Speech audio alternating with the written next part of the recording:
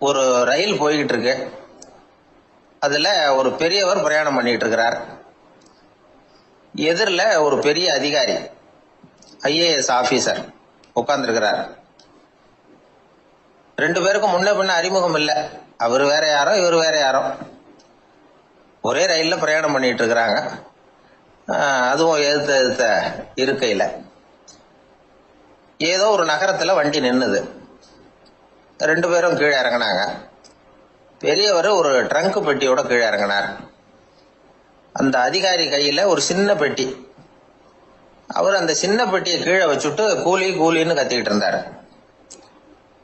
இந்த பெரியவர் பார்த்தார். ஐயா, இந்த பெட்டி மட்டும்தானா, இல்ல இன்னும் ஏதாவது இருக்குதா அப்படின்னு விசாரிச்சார். இப்ப அதிகாரி சொன்னாரு, இல்லைங்க இது மட்டும்தான் அப்படின்னு சொன்னார். இதுக்கு என்னத்துக்காக கூலி ஆள், நானே எடுத்துக்கிட்டு வரேனே, வாங்க அப்படின்னு சொல்லி அந்த பெட்டியை அந்த பெரியவர் கையில் எடுத்துக்கிட்டார். எடுத்ததும் ரெண்டு பேரும் பேசிக்கிட்டே நடந்து வராங்க. இப்ப பெரியவர் சொன்னார், இப்ப உள்ள நாகரிகம் எப்படி இருக்குன்னா, சுமை கால் பணம், சும கூலி முக்கால் பணம் அப்படிங்கிற மாதிரி இருக்கு. பணத்தை வீணாக்கிறதோட இது கௌரவம்னு வேற நினைக்கிறாங்க அப்படின்னார். அவர் சொல்றது சரிதான். 10 ரூபாய் மதிப்புள்ள ஒரு சுமைய 30 ரூபா கொடுத்து தூக்கிட்டு போவோம். நாமே அதை தூக்கினா நமக்கு கௌரவ குறைச்சல் அப்படின்னு நினைப்போம். இதுதான் நம்ம நிலைமை. ஆனா அந்த பெரியவர் என்ன சொன்னார் தெரியுமா, நீங்க எங்க போகணுமோ அது வரைக்கும் நானே இதை எடுத்துட்டு வரேன் அப்படின்னார். அந்த அதிகாரி பக்கத்துல உள்ள ஒரு ஹோட்டல் வரைக்கும் போனார். பெரியவரும் அங்க கொண்டுட்டு போய் பெட்டியை வச்சார்.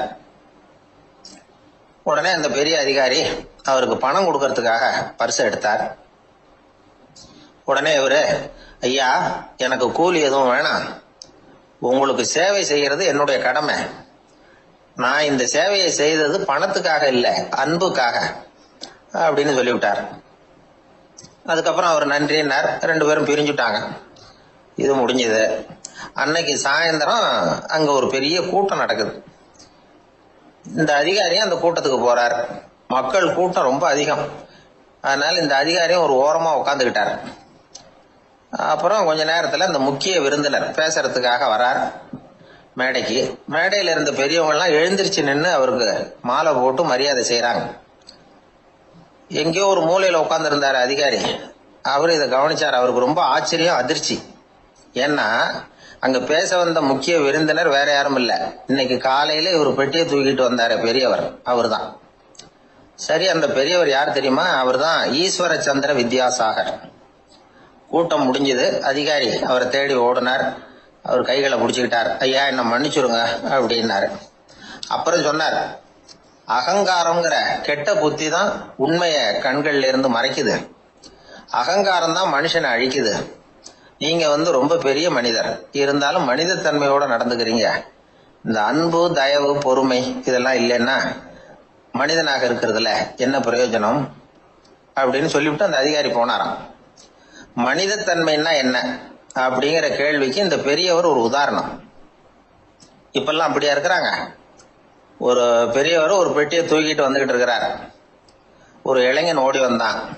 கொடுங்க சார், நான் தூக்கிட்டு வரேன்னா. கொடுத்தார். வாங்கி தலையில வச்சுக்கிட்டான். அப்புறம் சொன்னான், அடுத்தவங்க சிரமப்படக்கூடாதுங்கிறது என்னுடைய கொள்கை அப்படின்னா. அது நல்லதுதான் அவரு. கடைசியில பெட்டியை கொடுத்தான். வாங்கிட்டு பர்ஸை திறந்தார் பணம் கொடுக்கறதுக்காக. வேணாங்க அப்படின்னு விட்டான் அந்த இளைஞன். ஏன்? நான் சொன்னேன் அடுத்தவங்க சிரமப்படக்கூடாதுங்கிறது என்னுடைய கொள்கைன்னு.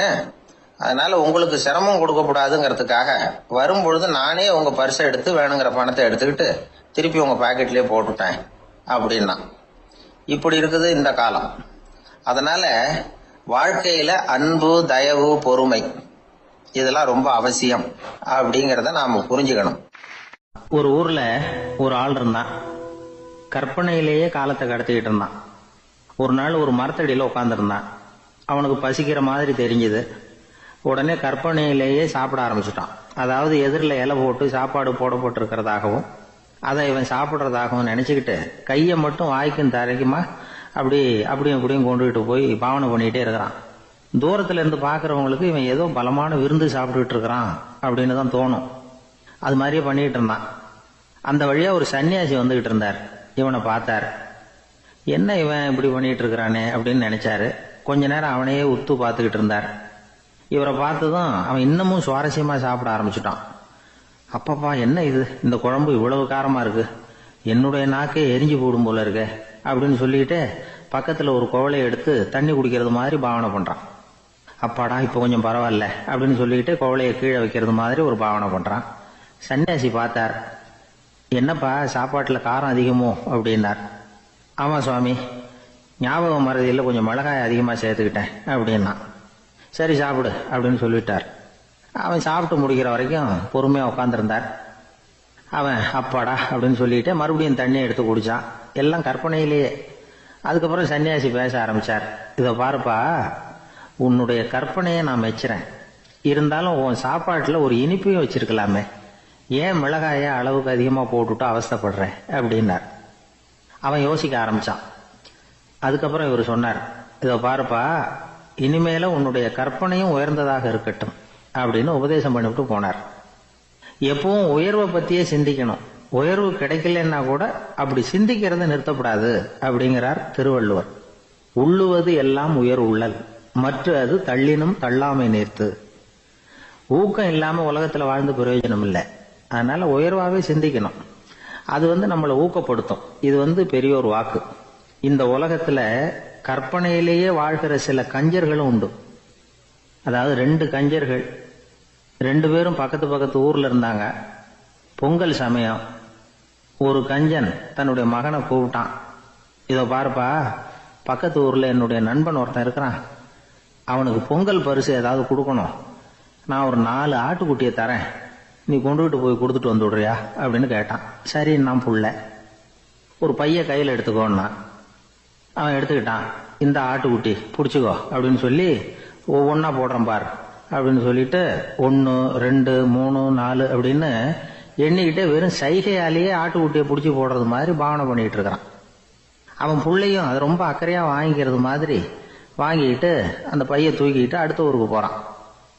இவன் அங்க போய் சேர்ந்த நேரத்துல அந்த கஞ்சன் ஊர்ல இல்ல, எங்கேயோ வெளியில போயிருக்கிறான். அவனோட புள்ள மட்டும்தான் வீட்டுல இருந்தான். இவன் அவன்கிட்ட, இதை பாரு, எங்க அப்பா உங்க அப்பாவுக்கு ஆட்டுக்குட்டி கொடுத்து அனுப்பியிருக்கிறாரு, பிடிச்சிக்கோ அப்படின்னு சொல்லி பாவனையிலேயே ஒவ்வொன்னா எடுத்து அவன்கிட்ட கொடுத்துட்டான். அவனும் வாங்கிட்டான் வாங்கறது மாதிரி. அப்புறம் சொன்னான், சரிப்பா நானும் பதிலுக்கு ஏதாவது ஒன்னுகிட்ட கொடுக்கணும் இல்லையா, அதனால அந்த பைய புடி, ஒரு 10 எலுமிச்சம்பழம் தரேன், பதிலுக்கு அதை நீ எடுத்துட்டு போ அப்படின்னு சொல்லி கையாலேயே ஒவ்வொன்னா எடுத்து போடுறது மாதிரி பாவனை பண்ணிவிட்டான். அவனும் ரொம்ப நன்றி அப்படின்னு சொல்லிவிட்டு அதை வாங்கிட்டு போயிட்டான். கொஞ்ச நேரம் கழிச்சு வெளியில போயிருந்த அப்பங்காரன் திரும்பி வந்தான். உள்ள சொன்னான், அப்பா உன்னோட நண்பர் அவருடைய மகன் மூலமா உனக்கு 6 ஆட்டுக்குட்டி கொடுத்து அனுப்பியிருந்தார், நானும் பதிலுக்கு ஒரு 10 எலுமிச்சம்பழம் கொடுத்து அனுப்பியிருக்கிறேன் அப்படின்னா. எப்படிடா கொடுத்தேன்னு கேட்டார் அப்பா. இப்படிதான் கொடுத்தேன்னு சொல்லி சைகையிலேயே காட்டினான்.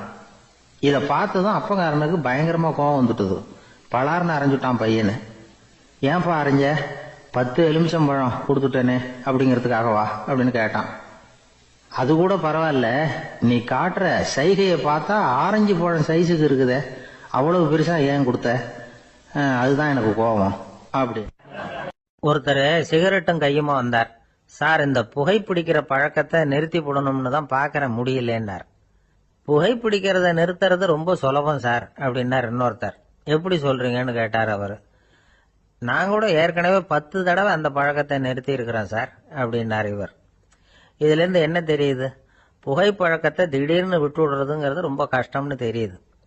இருந்தாலும் இது சம்பந்தமான ஆராய்ச்சி, அனுபவம், இது 2ஐயும் அடிப்படையா வச்சு சில வழிமுறைகளை சொல்றாங்க. அதாவது புகைப்பிடிக்கிறத நிறுத்துறதுக்கு 10 வழிகள் உண்டு அப்படின்னு சொல்றாங்க.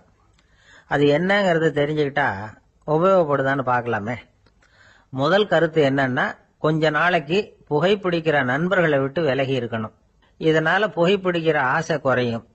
அந்த பழக்கத்தை மறுபடியும் ஆரம்பிக்கப்படாதுங்கிற எண்ணம் உறுதிப்படும். 2வது கருத்து, புகைப்பிடிக்கிறதை எதிர்த்து தீவிரமா பிரச்சாரம் செய்ய ஆரம்பிச்சிடணும். அது அடுத்தவங்களுக்கும் உபயோகப்படும், உங்களுக்கும் உபயோகப்படும். உங்க உள்ளுணர்வை அது தூண்டும், உங்களை உறுதி கொள்ள வைக்கும். 3வது கருத்து என்னன்னா, தினமும் 2 தடவை குளிக்கணும். எப்படி தெரியுமா, முதல்ல வெது வெதுப்பான தண்ணீர், அப்புறம் குளிர்ந்த தண்ணீர், இப்படி மாறி மாறி குளிக்கணுமா. 4வது கருத்து, உடற்பயிற்சிகள் செய்யணும். மூச்சு வாங்குற மாதிரியான பயிற்சிகள் ரொம்ப நல்லதான். பிராணாயாமம் அப்படிங்கிற மூச்சு பயிற்சி ரொம்ப நல்லதுங்கிறாங்க. அப்புறம் 5வது கருத்து, சாப்பாடு மிதமா இருக்கணும், சீரா இருக்கணும். பச்சை காய்கறிகள், பழங்கள் சாப்பாடுல சேர்த்துக்கலாம். அடிக்கடி கொஞ்சம் கொஞ்சமா சாப்பிட்டு ரத்தத்துல சர்க்கரையின் அளவை பராமரிக்கணும். இது நரம்புகளை அமைதிப்படுத்தும். 6வது கருத்து என்னன்னா, ரொம்ப நேரம் பசியோட இருக்கக்கூடாது. புகைப்பிடிக்கிறத நிறுத்த முயற்சி செய்யும் பொழுது எடை குறைப்பு நடவடிக்கைகளை மேற்கொள்ளக்கூடாது. 7வது கருத்து, காப்பி, தேநீர், மதுபானம், அப்புறம் போதைப் பொருள்கள் கலந்த உணவுகள் இதெல்லாம் வேணாம். புகைப்பிடிக்கிறத அதெல்லாம் ஊக்கப்படுத்தும். கடுகு, மிளகு, அப்புறம் காரமான பொருள்களை தவிர்க்கணும். உப்பு அளவை குறைக்கணும். தினமும் 10 குவளை தண்ணீராவது குடிக்கணும். வெறும் தண்ணி புகைப்பிடிக்கிற ஆவலை தணிக்குதான். 8வது கருத்து, கையில சிகரெட்டு, புகையில ஏதாவது இருந்தா உடனே தூக்கி எறிஞ்சிருங்க. அது கையில் இருக்கிற வரைக்கும் புகைப்பிடிக்கிற ஆசை வந்துகிட்டே இருக்கும். 9வது கருத்து என்னன்னா, இறை நம்பிக்கை உள்ளவங்க புகைப்பிடிக்கிற எண்ணம் வர்றப்போவெல்லாம் பிரார்த்தனை செய்ய ஆரம்பிச்சுடலாம். 10வது கருத்து, உங்களுக்கு ரொம்பவும் வேண்டியவங்க யாரோ அவங்க கிட்ட எல்லாம் நீங்க புகைப்பிடிக்கிறத நிறுத்தி விட்டதா சொல்லிவிடுங்க. இந்த 10 வழிகளையும் கடைபிடிக்க ஆரம்பிச்சுட்டா புகைப்பிடிக்கும் பழக்கத்தை நிறுத்தி விடலாம் அப்படின்னு சொல்றாங்க அனுபவப்பட்டவங்க. முயற்சி பண்ணி பார்க்கலாம். ஒரு முக்கியமான இடத்துல நின்றுகிட்டு இருந்தார் ஒருத்தர். அங்க இன்னொருத்தர், ஏன் சார் இந்த இடத்துல சிகரெட் பிடிக்கலாமா அப்படின்னு அனுமதி கேட்டார். இந்த இடத்துல சிகரெட் பிடிக்க கூடாதுங்க அப்படின்னாரு இவர். நீங்க இப்படி சொல்றீங்க, ஆனா இந்த இடத்துல கீழே நிறைய சிகரெட் துண்டுகள் கிடக்குதே, அவங்கெல்லாம் யாரு? அவங்கெல்லாம் உங்க மாதிரி என்கிட்ட அனுமதி கேட்காதவங்க அப்படின்னாராம் இவர். ஒரு பெரிய தத்துவ சிந்தனையாளர் இருந்தார், சுவாங்சு அப்படின்னு பேரு. அவருடைய மனைவி ஒரு நாள் திடீர்னு காலமாயிட்டாங்க. ஐயோ பாவம், அவர் ரொம்ப வருத்தப்படுவார், போய் ஆறுதலா 4 வார்த்தை பேசிவிட்டு வரலாம் அப்படின்னு நினைச்சுக்கிட்டு நிறைய பேர் அவரை தேடிட்டு வந்தாங்களாம். வந்தவங்களுக்கு ஆச்சரியம், ஏன்னா இவர் வருத்தப்பட்டுக்கிட்டு இருப்பார் அப்படின்னு தானே எதிர்பார்த்தாங்க. அப்படி இல்லை, தாளம் போட்டுக்கிட்டு உட்காந்துருக்கிறார். தாளத்துக்கு தகுந்த மாதிரி பாட்டு வேற பாடிக்கிட்டு இருக்கிறார். என்ன மனுஷன் அவரு, கொஞ்சம் கூட கவலை இல்லாம இப்படி இருக்கிறாரு அப்படின்னு நினைச்சாங்க. ஒருத்தர் துணிஞ்சு அவர்கிட்ட கேட்டுவிட்டார், என்னங்க இது இப்படி அப்படின்னு. அதுக்கு அவர் என்ன சொன்னார் தெரியுமா? இத பாருங்க, என்னுடைய மனைவி பிறக்கிறதுக்கு முன்னாடி அவளுக்கு உயிரும் கிடையாது, உடலும் கிடையாது. அதுக்கு பிறகுதான் உயிர் வந்தது, உடல் வந்தது, அந்த உருவம் வந்தது. இப்ப என்ன ஆச்சு? அந்த உருவமும் உயிரும் போயிட்டுது, அவ்வளவுதானே. வந்தது போயிட்டுது. இளவேனில் காலம், இலையுதிர் காலம், பனிக்காலம், இப்படி பருவங்கள் மாறி மாறி வருது இல்லையா? அது மாதிரி பிறப்பும் இறப்பும் மாறி மாறி வருது. இது இயற்கை. இதுக்காக அழுதா அது எப்படி அப்படின்னாராம். ஞான தெளிவு அடைஞ்சவங்களுக்கு எல்லாமே சுகம்தான். திருவள்ளுவரும் அதைத்தான் சொல்றார், உறங்குவது போலும் சாக்காடு, உறங்கி விழிப்பது போலும் பிறப்பு. தூங்கறதுக்கெல்லாம் நாம வருத்தப்பட்டுக்கிட்ட இருக்கிறோமா? இன்னைக்கு தூங்க வேண்டியிருக்குதே, இன்னும் கொஞ்சம் நேரத்தில் நான் தூங்க வேண்டியிருக்கு அப்படின்னு சொல்லி யாராவது அழுதுகிட்டு இருப்பாங்களா? அதனால் இந்த உலக வாழ்க்கையினுடைய இயல்பை யதார்த்தத்தை நாம தெளிவா புரிஞ்சுக்கணும். அப்படி புரிஞ்சுக்கிட்டா நாம கவலை இல்லாம வாழ முடியும். ஒரு வயசான தாத்தா பாட்டி 60 வருஷத்துக்கு முன்னாடி அவங்களுக்கு கல்யாணம் ஆச்சு. ஒன்னாவே வாழ்ந்தாங்க, ஒன்னாவே இறந்து போனாங்க. இப்ப அவங்க 2 பேரும் சொர்க்கத்துக்கு போய் சேர்ந்தாங்க. அங்க எல்லா வசதியும் இருந்தது. ஒரு பெரிய பங்களாவே இவங்களுக்கு ஒதுக்கி கொடுத்தாங்களாம். இதுக்கு எவ்வளவு வாடகைன்னு கேட்டார் தாத்தா. வாடகையெல்லாம் கிடையாது, இலவசம் அப்படின்னாரு அங்க இருந்தவர். அந்த வீட்டுக்கு பின்னாடி ஒரு பெரிய புல்வெளி இருந்தது. இதுல விளையாட ஏதாவது கட்டணம் உண்டான்னு கேட்டிருக்காரு தாத்தா. அதெல்லாம் ஒண்ணும் கிடையாது, பணம்லாம் கட்ட வேண்டியதில்லை அப்படின்னாரு அவரு. பக்கத்துல ஹோட்டல் மாதிரி ஒரு பெரிய கட்டடம், உள்ள சாப்பாட்டு மேஜைகள், அது மேல விதவிதமான பலகாரங்கள். சாப்பாட்டுக்கெல்லாம் எவ்வளவு அப்படின்னு விசாரிச்சாராம் தாத்தா. அதுதான் சொன்னேனே, இங்க எல்லாமே இலவசம்தான், எது வேணும்னாலும் சாப்பிடலாம், எவ்வளவு வேணும்னாலும் சாப்பிடலாம் அப்படின்னாரா. நீங்க சொல்றீங்க அப்படி, ஆனா நான் சர்க்கரை சேர்த்துக்க கூடாது, உப்பு சேர்த்துக்க கூடாது, பாட்டி கையால எப்பவும் பத்திய சாப்பாடு தான் அப்படின்னாராம் தாத்தா. இத பாருங்க, இங்க உங்களுக்கு அந்த கவலையும் வேண்டியதில்லை. இங்க நீங்க ஸ்வீட்டு சாப்பிடலாம், காரம் சாப்பிடலாம், உங்களுக்கு எந்த நோயும் வராது அப்படின்னாராம் அங்க சொர்க்கத்துல இருந்தவர்.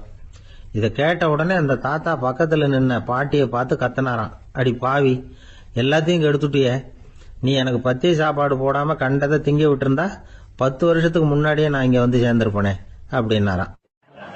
இயேசுநாதர்கிட்ட ஒருத்தர் கேட்டாராம், இயேசுவே என்னை எவ்வளவு நேசிக்கிறீர்கள் அப்படின்னு. அவர் தன்னுடைய இரு கைகளையும் அகல விரித்து இவ்வளவு என்று சொல்லி சிலுவையில் உயிர் நீத்தார் அப்படின்னு சொல்லுவாங்க. அதாவது அந்த நேசிப்புக்கு எல்லை கிடையாது, அதே போல மன்னிப்புக்கும் எல்லை கிடையாது. இது இயேசுநாதர் சொல்லி கொடுத்த ஒரு பாடம். இயேசுனுடைய சீடர்கள்ல ஒருத்தன் பீட்டர், அவன் ஒரு நாள் இயேசுநாதர்கிட்ட கேட்டிருக்கான், இயேசுவே, நான் என்னுடைய தம்பி கிட்ட அடிக்கடி சண்டை போட்டுக்கிட்டு இருக்கிறேன், என்னுடைய சகோதரன் கூட, அவனை நான் எத்தனை தடவை மன்னிக்கிறது? ஏற்கனவே 7 தடவை அவனை மன்னிச்சுட்டேன் அப்படின்னு சொல்லியிருக்கிறான். அப்போ இயேசு சொன்னாராம், மன்னிக்கிறதுக்கு எத்தனை தடவைங்கிற கணக்கெல்லாம் கிடையாது, எத்தனை தடவை உன்னுடைய சகோதரன் உன்னை கோபப்படுத்துகிறானோ அத்தனை தடவை நீ மன்னிக்கிறதுக்கும் தயாரா இருக்கணும், அதுதான் அப்படின்னு சொன்னாராம். அப்ப இவனுக்கு ஒன்னும் புரியல, இது என்ன அவன் தப்பு பண்ணிக்கிட்டே இருப்பான், நாம மன்னிச்சுக்கிட்டே இருக்கிறதா அப்படிங்கறது மாதிரி குழப்பமா இருந்திருக்கிறான். அப்போ இயேசுநாதர் தன்னுடைய சீடன் பீட்டர் கிட்ட ஒரு கதை சொன்னாராம். அந்த கதை இன்றைக்கு நாம எல்லாரும் சிந்தித்து பார்க்க வேண்டிய ஒரு கதை. அதாவது மன்னிப்பை விரும்புகிறவர்கள் மன்னிக்கவும் தயாராக இருக்க வேண்டும் அப்படிங்கிறது தான் அந்த கதையினுடைய தத்துவம். அந்த இயேசுநாதர் சொன்ன கதை என்னன்னா, ஒரு மன்னர் இருந்தார். அவர் ஒரு நாள் அரண்மனையில் உட்கார்ந்து கணக்கு வழக்குகள்லாம் பார்த்துக்கிட்டு இருந்தார். நம்ம அரண்மனையிலிருந்து யார் யார் அரசாங்க கடன் வாங்கியிருக்கிறாங்க, யார் யார் திருப்பி செலுத்தி இருக்கிறாங்க அப்படிங்கிற விவரத்தை எல்லாம் பார்த்துக்கிட்டு இருந்தார். அப்போதான் புரிஞ்சது, அந்த அரண்மனையில வேலை செய்யற ஒருத்தனே அரசாங்க கடன் வாங்கியிருக்கிறான். எவ்வளவு? 10,000 பொற்காசுகள் வாங்கியிருக்கான் கடன். இந்த 10,000 பொற்காசுகளை திருப்பி செலுத்தல அரசாங்கத்துக்கு. இது மன்னர் கவனத்துக்கு வந்தது. உடனே நம்ம அரண்மனையில இருக்கிறவனே அரசு கடன் வாங்கி திருப்பி செலுத்தாம இருக்கான், அவனை கூப்பிட்டு வாங்கன்னு சொல்லி கூப்பிட்டுட்டு வந்தாங்களாம். விசாரிச்சிருக்கிறாங்க, என்னப்பா நீ எவ்வளவு ஒண்ணு? ஆமாங்க, 10,000 பொற்காசுகள் வாங்கியிருக்கிறேன், இன்னும் திருப்பி கட்டலன்னு இருக்கான். உடனே அவர் மன்னர் சொல்லியிருக்கிறாரு, நம்ம சட்டத்திட்டப்படி நீ உடனே பணத்தை திருப்பி கட்டிடு, அப்படி உன்னால கட்ட முடியலன்னா உன்னுடைய வீடு வாசல் சொத்து சுகம் எல்லாத்தையும் வித்து அந்த பணத்தை அரசு கருவூலத்துல சேர்த்துக்கிறதுக்கு நானே ஏற்பாடு பண்ணிடுறேன் அப்படின்னு அந்த மன்னர் சொன்னாராம். இவன் அப்படியே அதிர்ச்சி ஆயிட்டான், அப்படியே பொத்துன்னு காலில் விழுந்தானா, மன்னா என்ன மன்னிச்சுங்க, என்னால முடியல, எனக்கு மன்னிப்பு கொடுங்க அப்படின்னு இருக்கான். உடனே அவர் எழுந்திருச்சு, சரி நீ மன்னிப்பு கேட்டுட்ட, அதனால உன்னை மன்னிக்கிறேன், நீ பணம் கட்ட வேண்டாம் அப்படின்னு சொல்லி அந்த மன்னர் அவனை விட்டுட்டாராம். பணத்தையும் தள்ளுபடி பண்ணிட்டார், நீ திருப்பி கட்ட வேண்டான்னு. இவனுக்கு ரொம்ப மகிழ்ச்சி, அதனால ரொம்ப உல்லாசமா வந்துட்டு இருக்கிறான். தெருவில் வந்துகிட்டு இருக்கிறப்ப இவங்கிட்ட கடன் வாங்கின ஒருத்தன் எதுக்கு வந்துகிட்டு இருக்கான். அவன் இவங்கிட்ட ஒரு 100 பொற்காசுகள் கடன் வாங்கியிருக்கான். அவன் வந்தான், இவன் போய் அவன் சாட்டையா பிடிச்சிக்கிட்டான், நீ எப்படா என் கடனை திருப்பி கொடுக்க போறேன்னு. அவன் இப்ப முடியல, கொஞ்சம் பொறுத்துக்கா, அப்புறம் தரேன் இருக்கான். அதெல்லாம் முடியாது, நீ கொடுத்துதான் ஆகணும் அப்படின்னு இவன் புடிவமா சொல்றான். இப்ப நிலைமையை பாருங்க, இவன் ஏற்கனவே 10,000 பொற்காசுகள் அரசாங்கத்துல கடன் வாங்கினா அதுக்கு மன்னிச்சு விட்டுட்டாரு இவனை. ஆனா இவன் இன்னொருத்தனை மன்னிக்கிறதுக்கு தயாரா இல்ல. இவங்கிட்ட கடன் வாங்கின இன்னொருத்தன் 10 பொற்காசுகள், அவனை மன்னிக்க தயாரா இல்ல. அவனை கொண்டு போய் நீதிமன்றத்துல கொண்டு போய் நிறுத்தி தண்டனை வாங்கி கொடுத்துட்டான். நீதிபதி என்ன சொன்னாரு, அந்த இவன் வாங்கின பொற்காசுகளை திருப்பி கட்டுற வரைக்கும் ஜெயில இருக்கணும்ங்கிறது தீர்ப்பு. ஆனா உடனே அரசர் காதுல விழுந்தது. சொல்லிட்டாங்க, உங்ககிட்ட மன்னிப்பு வாங்கிட்டு போனானே ஒருத்தன், அவன் இன்னொருத்தனை மன்னிக்கிறதுக்கு தயாரா இல்ல, அவனை கொண்டு போய் ஜெயில அடைச்சுட்டான் அப்படின்னு. உடனே மன்னர் பார்த்தாரு, இவனை மறுபடியும் கூப்பிட்டு வர சொன்னார். தபாரப்பா, நான் உன்னை மன்னிச்சு விட்டேன், ஆனா நீ இன்னொருத்தனை மன்னிக்கிறதுக்கு தயாரா இல்ல, அதனால என்னுடைய தீர்ப்பையும் மாத்துறேன், நீயும் அரசு கடன் தீர்ற வரைக்கும் ஜெயில தான் இருக்கணும் அப்படின்னு சொல்லி ஜெயிலுக்கு அனுப்பிச்சுட்டாராம். இப்படி ஒரு கதையை இயேசுநாதர் தன்னுடைய சீடருக்கு சொன்னதாக ஒரு வரலாறு. அது என்ன, அதுல இருந்து நாம புரிந்து கொள்ள வேண்டியதுன்னா, நாம மன்னிக்கப்படணும்னு நாம விரும்புறோம்னா நாம இன்னொருத்தரை மன்னிக்கிறதுக்கு தயாரா இருக்கணும்.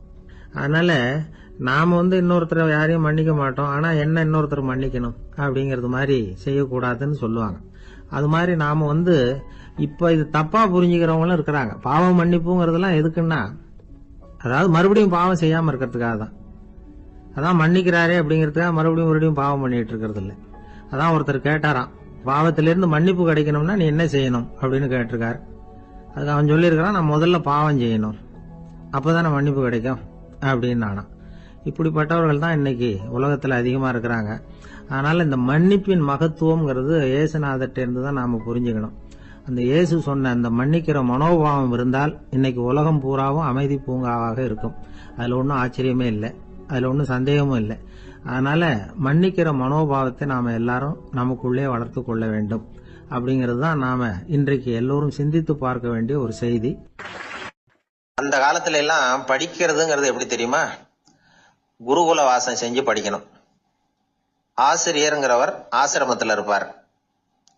அங்க போய் அவருக்கு தொண்டுகள் செய்யணும். துணிகள்லாம் துவைச்சு போடணும். தூங்கும்போது காலை பிடிச்சி விடணும். புழுக்கமா இருந்தா விசிறி மட்டை எடுத்து விசிறணும். அப்படியே அப்பப்ப அவர் சொல்லி கொடுக்குற பாடத்தையும் கத்துக்கணும். அவர் சொல்லி கொடுக்குற பாடங்களை ஓலைச்சுவடிகள்ல எழுதிக்கணும். இதுதான் குருகுல வாசம்ங்கிறது. இப்ப மாதிரிலாம் கிடையாது. ஆக குருகுல வாசம்ங்கிறது மனசையும் பண்படுத்தும், அறிவையும் பண்படுத்தும். அப்படி ஒரு பயிற்சி அது. அந்த காலத்துல பஞ்சபாண்டவர்கள் ஒரு குருகுலத்துல படிக்க போனாங்களாம். ஏற்கனவே அங்க ஒரு 15 பேர் இருந்திருக்கிறாங்க. இவங்களையும் சேர்த்து மொத்தம் 20 பேர். எல்லாரும் ரொம்ப ஆர்வத்தோட அங்க தங்கி படிச்சுக்கிட்டு இருக்கிறாங்க. 2 வருஷம் ஓடி போச்சு. எல்லாரும் ஊருக்கு திரும்ப வேண்டிய நேரம். ஆசிரியர் ஒவ்வொருத்தரா கூப்பிட்டார். இது வரைக்கும் என்ன கத்துக்கிட்ட அப்படின்னு கேட்டார். அவங்க தாங்கள் எழுதி வச்சிருந்ததை சொன்னாங்க, கத்துக்கிட்டதை சொன்னாங்க. அங்க படிக்க வந்தவங்க எல்லாருமே புத்திசாலிகள். அது மட்டும் இல்ல, பல பேர் அரச குடும்பத்தை சேர்ந்தவங்க, இளவரசர்களாக வேற இருக்கிறவங்க. அதனால அவங்க கிட்ட அபாரமான கல்வி அறிவை எதிர்பார்த்தார். ஒருத்தன் வந்தான், தான் எழுதி வச்சிருந்த சரித்திர பாடம் பூராவையும் படிச்சு காட்டினான். இன்னொருத்தன் வந்தான், தான் எழுதி வச்சிருந்த பூகோள பாடம் பூராவையும் படிச்சு காட்டினான். இப்படி ஒவ்வொருத்தரா வந்து அவங்க படிச்சது என்னங்கிறத படிச்சு காட்டிட்டு போனாங்க. கடைசியா தர்மர் வந்தார். பேசாம நிக்கிறார். தன் கையில் இருந்த ஓலைச்சுவடி கேட்டா அவர் பிரிக்கவே இல்லை. ஆசிரியர் இவர்கிட்ட தான் அதிகமா எதிர்பார்த்தார். ஆனா இவரும் பேசாம நின்றுட்டு இருக்கிறார். நீ என்ன கத்துக்கிட்ட சொல்லு, ஓலைச்சுவடியை பிரிச்சு படினார் அந்த முனிவர். தர்மர் அசையவே இல்லை. மெதுவா சொன்னார், ஐயா, நான் கத்துக்கிட்டது ஒன்னே ஒண்ணுதான். அதுதான் வாழ்க்கையில எனக்கு ரொம்ப முக்கியமான பாடமா அமையும் அப்படின்னார். என்னது, என்கிட்ட 2 வருஷ காலமா படிச்சு விட்டு கடைசியில கத்துக்கிட்டது ஒன்னே ஒண்ணுதானா அப்படின்னார் முனிவர். அவருக்கு ஒன்னும் புரியல. மற்ற மாணவர்களை விட இவர் பண்புகள்ல உயர்ந்தவர், அறிவுல சிறந்தவர், வயசுல முதிர்ந்தவர்.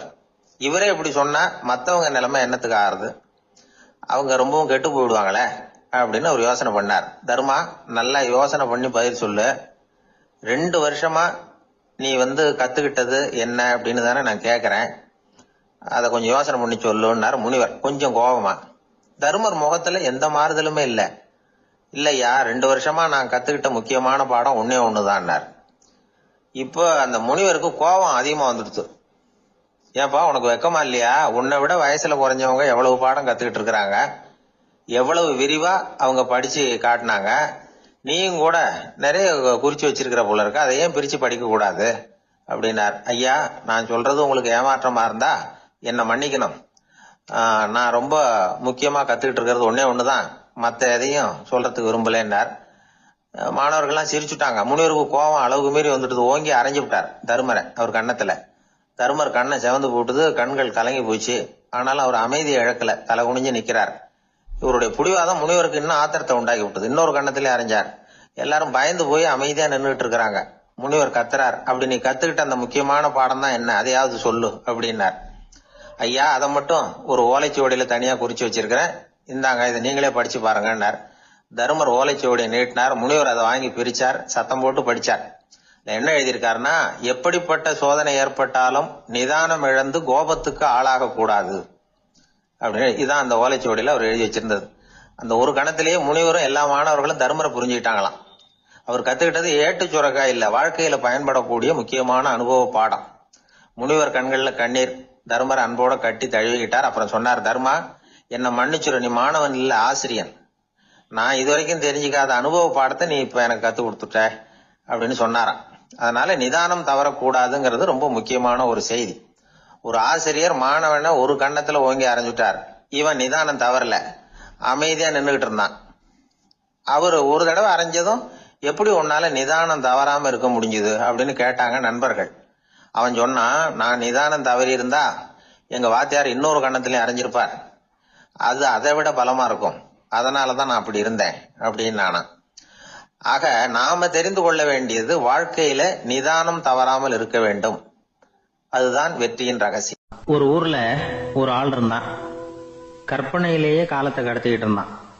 ஒரு நாள் ஒரு மரத்தடியில உட்காந்துருந்தான். அவனுக்கு பசிக்கிற மாதிரி தெரிஞ்சது. உடனே கற்பனையிலேயே சாப்பிட ஆரம்பிச்சுட்டான். அதாவது எதிரில் இலை போட்டு சாப்பாடு போடப்பட்டிருக்கிறதாகவும் அதை இவன் சாப்பிட்றதாகவும் நினைச்சுக்கிட்டு கையை மட்டும் வாய்க்கும் தரைக்குமா அப்படியும் இப்படியும் கொண்டுகிட்டு போய் பாவனை பண்ணிக்கிட்டே இருக்கிறான். தூரத்துல இருந்து பாக்குறவங்களுக்கு இவன் ஏதோ பலமான விருந்து சாப்பிட்டுட்டு இருக்கிறான் அப்படின்னு தான் தோணும். அது மாதிரியே பண்ணிட்டு இருந்தான். அந்த வழியா ஒரு சன்னியாசி வந்துகிட்டு இருந்தார். இவனை பார்த்தார். என்ன இவன் இப்படி பண்ணிட்டு இருக்கிறானே அப்படின்னு நினைச்சாரு. கொஞ்ச நேரம் அவனையே உத்து பார்த்துக்கிட்டு இருந்தார். இவரை பார்த்ததும் அவன் இன்னமும் சுவாரஸ்யமா சாப்பிட ஆரம்பிச்சுட்டான்.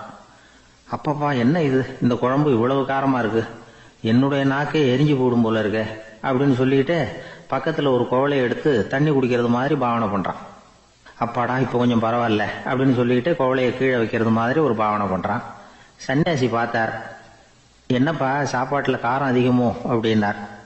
ஆமா சுவாமி, ஞாபகம் மறதியில் கொஞ்சம் மிளகாய் அதிகமா சேர்த்துக்கிட்டேன் அப்படின்னா. சரி சாப்பிடு அப்படின்னு சொல்லிட்டார். அவன் சாப்பிட்டு முடிக்கிற வரைக்கும் பொறுமையா உட்காந்துருந்தார். அவன் அப்பாடா அப்படின்னு சொல்லிட்டு மறுபடியும் தண்ணி எடுத்து குடிச்சான். எல்லாம் கற்பனையிலேயே. அதுக்கப்புறம் சன்னியாசி பேச ஆரம்பிச்சார். இதை பாருப்பா, உன்னுடைய கற்பனையை நான் மெச்சுறேன். இருந்தாலும் உன் சாப்பாட்டுல ஒரு இனிப்பையும் வச்சிருக்கலாமே, ஏன் மிளகாய அளவுக்கு அதிகமா போட்டுட்டு அவஸ்தைப்படுறேன் அப்படின்னார். அவன் யோசிக்க ஆரம்பிச்சான். அதுக்கப்புறம் இவர் சொன்னார், இதை பாருப்பா, இனிமேல உன்னுடைய கற்பனையும் உயர்ந்ததாக இருக்கட்டும் அப்படின்னு உபதேசம் பண்ணிவிட்டு போனார். எப்பவும் உயர்வை பத்தியே சிந்திக்கணும். உயர்வு கிடைக்கலன்னா கூட அப்படி சிந்திக்கிறத நிறுத்தப்படாது அப்படிங்கிறார் திருவள்ளுவர். உள்ளுவது எல்லாம் உயர் உள்ளல், மற்ற அது தள்ளினும் தள்ளாமை நேர்த்து. ஊக்கம் இல்லாம உலகத்துல வாழ்ந்து பிரயோஜனம் இல்லை. அதனால உயர்வாவே சிந்திக்கணும். அது நம்மளை ஊக்கப்படுத்தும். இது பெரியோர் வாக்கு. இந்த உலகத்துல கற்பனையிலேயே வாழ்கிற சில கஞ்சர்களும் உண்டு. அதாவது 2 கஞ்சர்கள், 2 பேரும் பக்கத்து பக்கத்து ஊர்ல இருந்தாங்க. பொங்கல் சமயம் ஒரு கஞ்சன் தன்னுடைய மகனை கூப்பிட்டான். இதோ பாருப்பா, பக்கத்து ஊர்ல என்னுடைய நண்பன் ஒருத்தன் இருக்கிறான், அவனுக்கு பொங்கல் பரிசு ஏதாவது கொடுக்கணும். நான் ஒரு 4 ஆட்டுக்குட்டியை தரேன், நீ கொண்டுகிட்டு போய் கொடுத்துட்டு வந்து விடுறியா அப்படின்னு கேட்டான். சரி நான் புள்ள, ஒரு பைய கையில் எடுத்துக்கோன்னா. அவன் எடுத்துக்கிட்டான். இந்த ஆட்டுக்குட்டி பிடிச்சிக்கோ அப்படின்னு சொல்லி ஒவ்வொன்னா போடுறேன் பார் அப்படின்னு சொல்லிட்டு 1 2 3 4 அப்படின்னு எண்ணிக்கிட்டே வெறும் சைகையாலேயே ஆட்டுக்குட்டியை பிடிச்சி போடுறது மாதிரி பாவனை பண்ணிட்டு இருக்கிறான். அவன் பிள்ளையும் அது ரொம்ப அக்கறையா வாங்கிக்கிறது மாதிரி வாங்கிக்கிட்டு அந்த பைய தூக்கிட்டு அடுத்த ஊருக்கு போறான். இவன் அங்க போய் சேர்ந்த நேரத்துல அந்த கஞ்சன் ஊர்ல இல்ல, எங்கேயோ வெளியில போயிருக்கிறான். அவனோட புள்ள மட்டும்தான் வீட்டுல இருந்தான். இவன் அவன்கிட்ட, இதை பாரு, எங்க அப்பா உங்க அப்பாவுக்கு ஆட்டுக்குட்டி கொடுத்து அனுப்பியிருக்கிறாரு, பிடிச்சிக்கோ அப்படின்னு சொல்லி பாவனையிலேயே ஒவ்வொன்னா எடுத்து அவன்கிட்ட கொடுத்துட்டான். அவனும் வாங்கிட்டான் வாங்குறது மாதிரி. அப்புறம் சொன்னான், சரிப்பா நானும் பதிலுக்கு ஏதாவது ஒன்னுகிட்ட கொடுக்கணும் இல்லையா, அதனால அந்த பைய புடி, ஒரு 10 எலுமிச்சம்பழம் தரேன், பதிலுக்கு அதை நீ எடுத்துட்டு போ அப்படின்னு சொல்லி கையாலேயே ஒவ்வொன்னா எடுத்து போடுறது மாதிரி பாவனை பண்ணிவிட்டான். அவனும் ரொம்ப நன்றி அப்படின்னு சொல்லிவிட்டு அதை வாங்கிட்டு போயிட்டான். கொஞ்ச நேரம் கழிச்சு வெளியில போயிருந்த அப்பங்காரன் திரும்பி வந்தான். உள்ள சொன்னான், அப்பா உன்னோட நண்பர் அவருடைய மகன் மூலமா உனக்கு 6 ஆட்டுக்குட்டி கொடுத்து அனுப்பியிருந்தார், நானும் பதிலுக்கு ஒரு 10 எலுமிச்சம்பழம் கொடுத்து அனுப்பியிருக்கிறேன் அப்படின்னா. எப்படிடா கொடுத்தேன்னு கேட்டார் அப்பா. இப்படிதான் கொடுத்தேன்னு சொல்லி சைகையிலேயே காட்டினான். இதை பார்த்ததும் அப்பங்காரனுக்கு பயங்கரமா கோபம் வந்துட்டுது. பலார்னு அரைஞ்சுட்டான் பையனு. ஏன்பா அரைஞ்ச, 10 எலுமிச்சம்பழம் கொடுத்துட்டேனே அப்படிங்கிறதுக்காகவா அப்படின்னு கேட்டான். அது கூட பரவாயில்ல, நீ காட்டுற சைகையை பார்த்தா ஆரஞ்சு பழம் சைஸுக்கு இருக்குதே, அவ்வளவு பெருசா ஏன் கொடுத்த, அதுதான் எனக்கு கோபம் அப்படி. ஒரு ஊர்ல ஒரு மன்னர் இருந்தார். அவரு பக்கத்து தேசத்து மேல படையெடுக்கணும்னு நினைச்சுக்கிட்டு இருந்தார். அதையும் தன்னுடைய நாட்டோட சேர்த்துக்கணுங்கிற ஆசை. எப்போ படையெடுக்கலாம்னு யோசிச்சுக்கிட்டு இருந்தார். இப்படி யோசிச்சுக்கிட்டு இருந்த சமயத்துல ஒரு பெரியவர் அவரை தேடிட்டு வந்தார். அவர் அடிக்கடி வருவார், அவர்கிட்ட பேசிக்கிட்டு இருப்பார். இப்போ அப்படித்தான் வந்தார். என்ன மன்னா யோசனைன்னாரு. இவர் தன்னுடைய யோசனையை சொன்னார். இந்த சமயத்துல மன்னருக்கு தாகம் எடுத்தது, தண்ணி குடிக்கணும் போல இருந்தது. உடனே அங்க இருந்த ஒரு அரண்மனை பணியாளரை கூப்பிட்டார். போய் கொஞ்சம் தண்ணி கொண்டு வாப்பா அப்படின்னார். அந்த பணியாளர் போனார், ஒரு கோலையில தண்ணி கொண்டு வந்தார். ராஜா கிட்ட நீட்டினார். ராஜா அதை வாங்கி குடிக்கிறதுக்காக வாய்கிட்ட கொண்டுட்டு போனார். அந்த நேரம் பார்த்து, மன்னா கொஞ்சம் பொறுங்கன்னார் இந்த பெரியவர். ஆவலோட குடிக்க போன மன்னர் அப்படியே நிறுத்திக்கிட்டு பெரியவரை பார்த்தார்.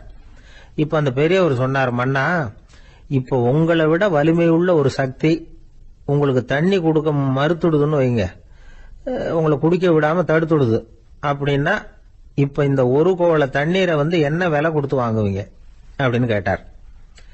இப்போ எனக்கு இருக்கிற தாகத்துக்கு என்னுடைய அரசாங்கத்துல பாதியையாவது கொடுத்து இந்த தண்ணியை வாங்கறதுக்கு தயங்க மாட்டேன்னார் அவர்.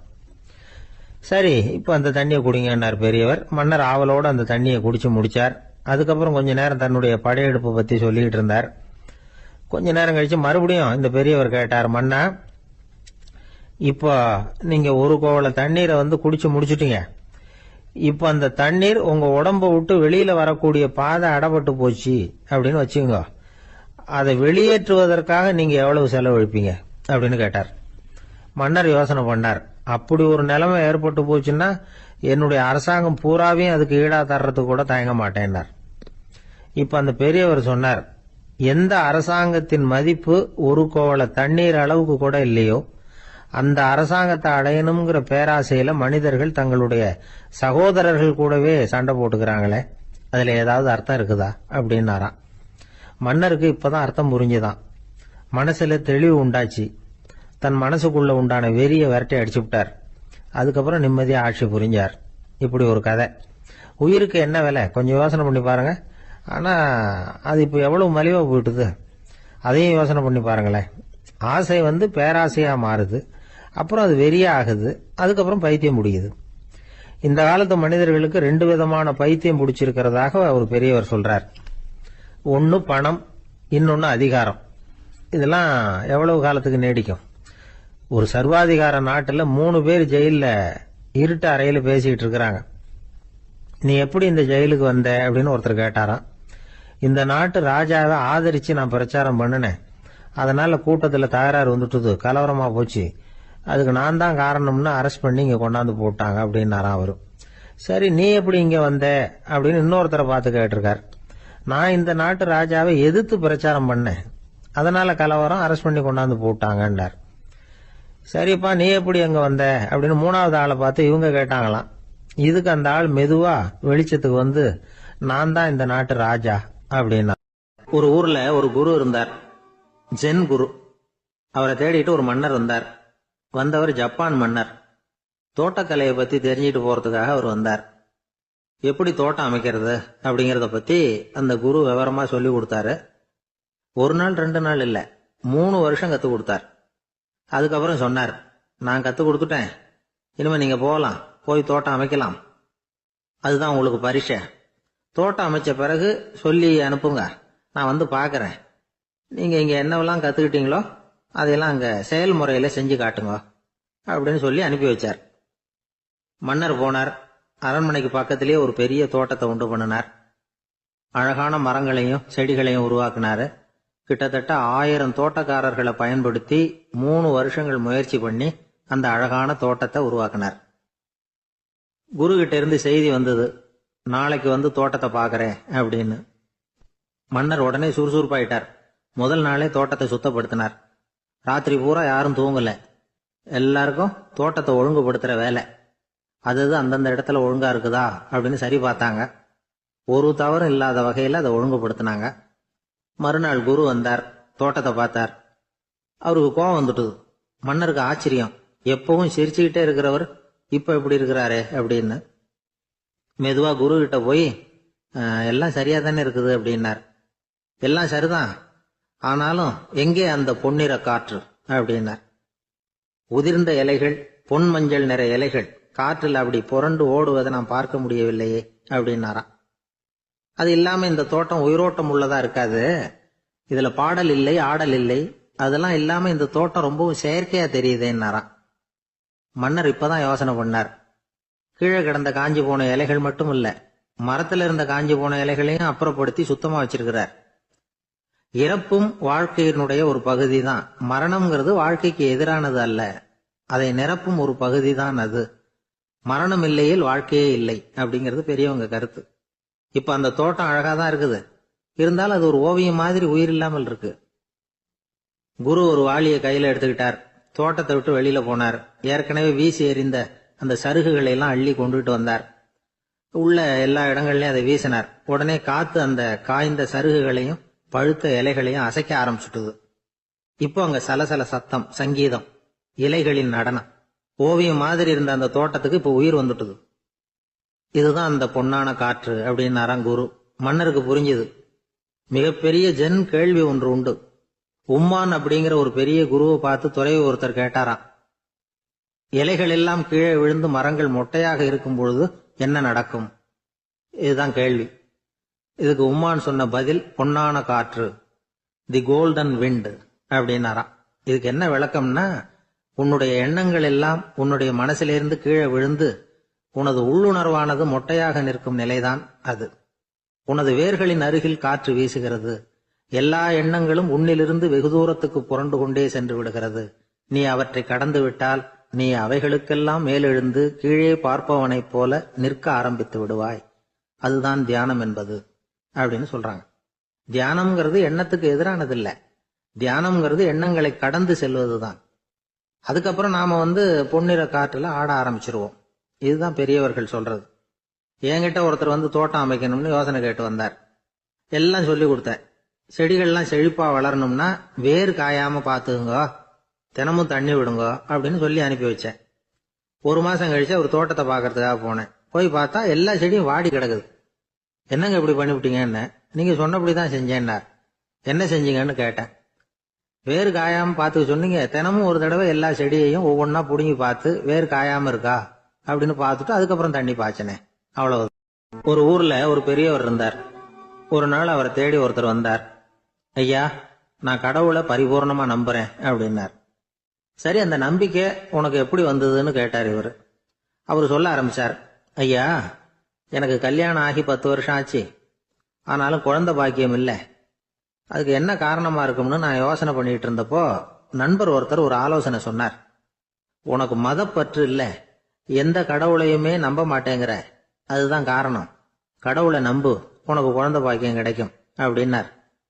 அவர் அப்படி சொன்னாரே தவிர எனக்கு சந்தேகம்தான். இருந்தாலும் அவர் சொன்னபடியும் நடந்துதான் பார்ப்போமே அப்படின்னு முடிவு பண்ணேன். கடவுளை நம்ப ஆரம்பிச்சேன். அந்த வருஷமே அழகான ஆண் குழந்தை பிறந்தது. எல்லாம் இறைவன் அருள் அப்படின்னார். இவர் இப்படி சொன்னதை கேட்டதும் அந்த பெரியவர் சொன்னார், நீ சொல்றதெல்லாம் சரிதான். இருந்தாலும் இந்த காலத்துல எந்த ஒரு காரியமா இருந்தாலும் அதை சோதனை செஞ்சு பார்த்துட்டு தான் ஒரு முடிவுக்கு சேர முடியும். அறிவுபூர்வமான முடிவு அதுவா தான் இருக்கும். அறிவியல் சோதனைகள் அப்படித்தான். ஒரு குறிப்பிட்ட விஷயத்தை பத்தி எத்தனை தடவை சோதனை பண்ணாலும் ஒரே முடிவு தான் கிடைக்கணும். அதுதான் சரியா இருக்கும். அதனால இப்ப மறுபடியும் ஒரு சோதனைன்னார்.